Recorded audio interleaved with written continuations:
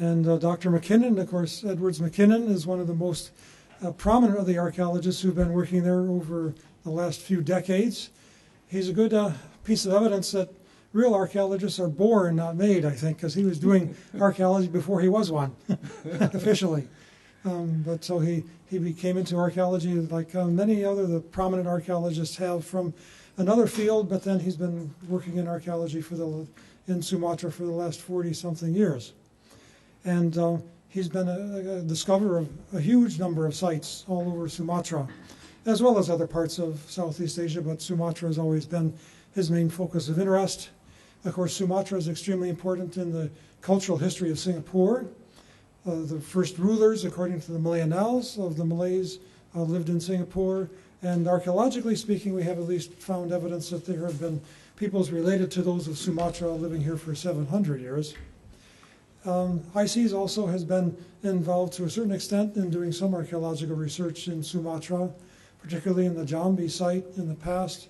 And Dr. Edwards McKinnon has also worked in Aceh recently, as well as many other sites previously. And we hope that their archaeology unit will continue its series of field schools, possibly in Jambi province next year.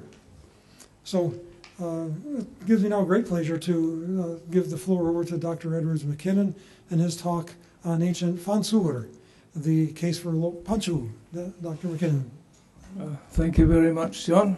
Good afternoon, ladies and gentlemen. This is a somewhat heretical subject, for the simple reason that previously almost everybody has put their money on Barus as the site for Fansur. But having been in and out of Aceh for the last, since 1975 actually, when I first came across the site, and having spent 2 years in Aceh with UNDP on the post-tsunami recovery program, I'm now firmly convinced that Panchu, as it's known, is, although there is not yet tangible evidence to prove my point, I'm convinced that this is where Fansur was located. So let's go ahead. Almost everybody has written about Fansur being located in the Barus region of northwest Sumatra. But Barus was known to the Tamils as Barusai or Barusu, and almost everybody has ignored the fact that there were 2 or 3 names near to modern Banda Aceh, which have been obscured by the modern name of the settlement Lambaru Nujid, which is actually only some 12 kilometers west of the modern city of Banda Aceh. So my hypothesis is that Fansur was actually located in the Bay of Panchu or the Bay of Lambaru Nujid. Well, hopefully you're all familiar with Sumatra, and Banda Aceh is right up here at the northern tip of the island. There are actually 2 sites there. One is called Lambri, and the other Fansur. When I wrote about this in 1988, I associated Lambaru Nujid, which is on the Bay of Lambaru or Panchu, with the ancient toponym of Lamri, Lamuri, Lamuli. I think I was quite wrong, because since that time, it's become clear that ancient Lamri or Lamuri was almost certainly located in what is now the modern village of Lamre, that is on the edge of the Krung Raya Bay, some 40 kilometers to the east of modern Banda Aceh. So we have 2 sites here in close proximity, Lamre on the Krung Raya and Fansur in Panchu Bay. Here is Barus, which is where the camphor came from in medieval times. And this is more or less Sumatra as Marco Polo might have known it at the end of the 13th century. He was familiar with 3 or 4 small kingdoms along this eastern coast, and in the versions I read of his work, he said there are 2 more kingdoms on the west coast, but I never went near them. So if that was the case, when he left to cross the Indian Ocean, he would have left from up here in this area of modern Aceh, and it actually makes no sense at all to continue down the west coast to go to where Barus is located. So this is a black and white copy of a Dutch colonial map showing what the area looked like sometime between 1920 and 1940. Lambri is located here on the bay. Ujung Pancu, or Pancu Headland, is next to it, and if you go a little bit further west you come to Aceh Head, and then the coast turns round south and eastward back down towards Daya and towards other points on the west coast of Aceh and North Sumatra, down towards Tapanuli and Barus. But you can see here how close Ujung Pancu is to the mouth of the Aceh River up there, and what was in fact a former mouth of the Aceh River here at Kuala Chankoi and Ulele.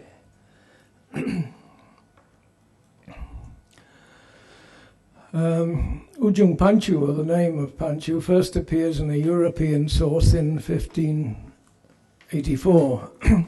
Dr. Mongguan very kindly sent me an English translation of a Portuguese text which he published some time ago, Roteiro das Coisas do Achem by Dom João Ribeiro Gallo. And in the map that he reconstructed from that text, you can see the proximity between the bay and the Aceh River. And this is Pierre Mongguan's map. The red text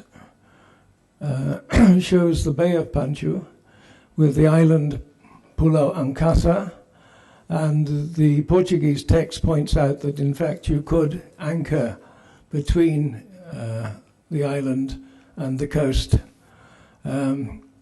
Possibly the distance he's got the island offshore is more than it would have been at that point, particularly taking into consideration that there was a beach ridge and mangroves all along the coast from Pancu to what he's got here as Kuala Sabang, and all the way up to the Muara Aceh and further east.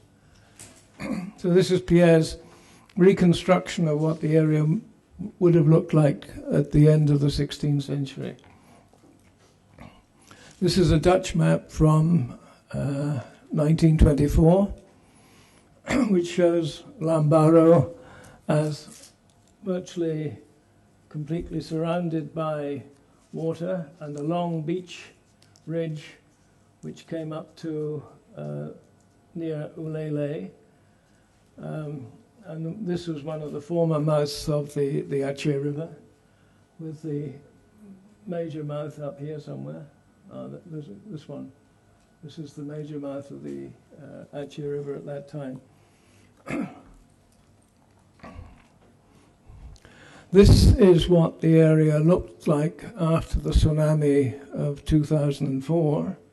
And you can see here in this area the remains of what were fish ponds. These were constructed in the 1990s, and at the same time all the remaining mangrove was removed. It was a mistaken event to try to promote shoreline fisheries, but by destroying the mangrove, they also destroyed the breeding grounds of the fish. So the mangrove, of course, allowed the tsunami to come in much more easily than it might have done if there had still been mangrove there. But you've got these white bits here on the satellite picture which show bits of beach ridge reforming due to the currents in the bay. This is the island Pulau Mangkasa or Pulau Tuan, with some shallows immediately behind it. And this is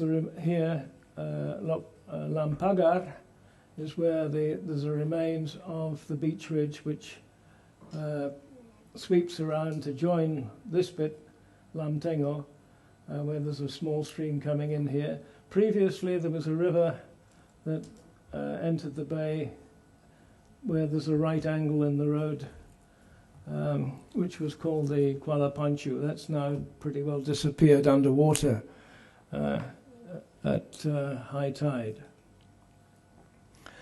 Back in 1998, it became clear to me that forces greater than just wind and tides were at work in the Lambaro area, because the whole area was seemingly sinking beneath the waves, and it's now become clear that between the two ends of the Sumatra fault line, one of which enters the sea at Lok Panchu, Lambaro, and one in the Krung Raya, the whole coast of Aceh is gradually sinking and being submerged.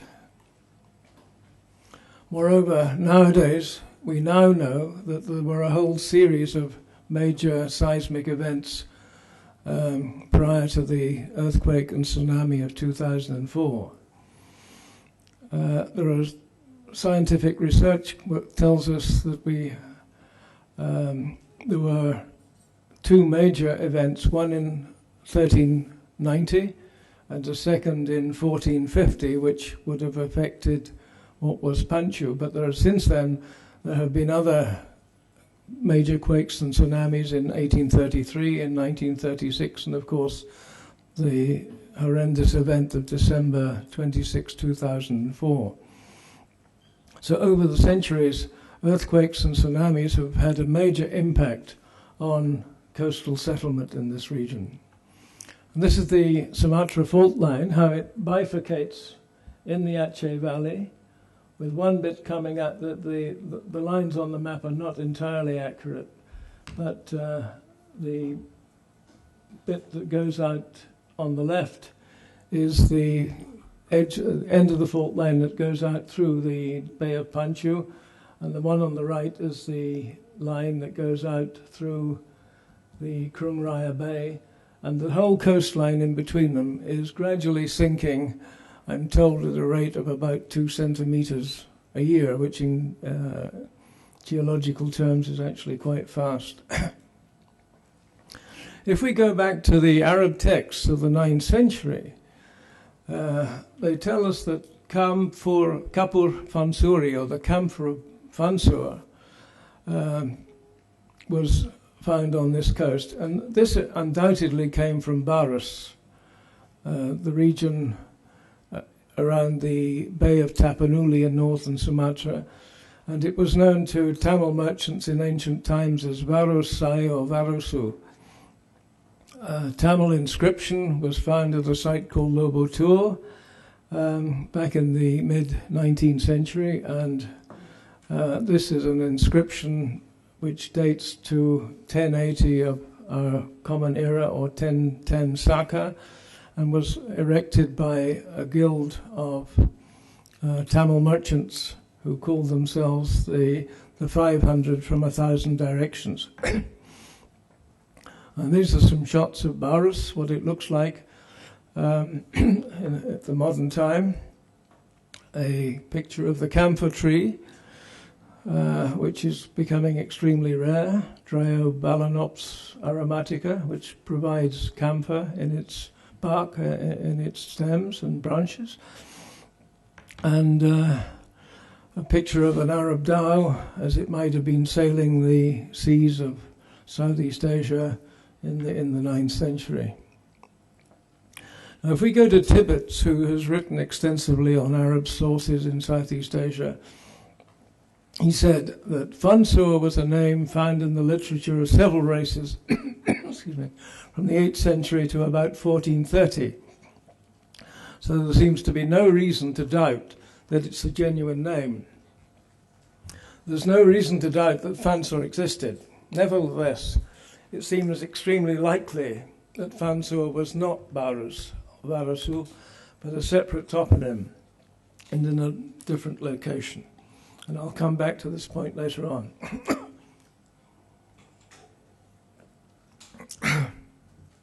Despite the statement by an eminent geographer, there has been an academic tendency to equate Fansur with Barus. If we go to the Ajaib al-Hind, which is an Arab source of around about 1000 of a Common Era, there's a reference to a name called Lulu Bilink, and a story that sailors who were shipwrecked near Fansur were able to walk from there to Lambri. Now, it seems to me that it's highly unlikely that if anybody had been shipwrecked in Barus, which is some 500 kilometers to the southeast, that they would have ever survived wild beasts or cannibals or disease and been able to make it all the way up the coast to Aceh, Besar and to Lambri. Whereas the difference between Lambri and what I say now is Fansur is probably only about 50 kilometers.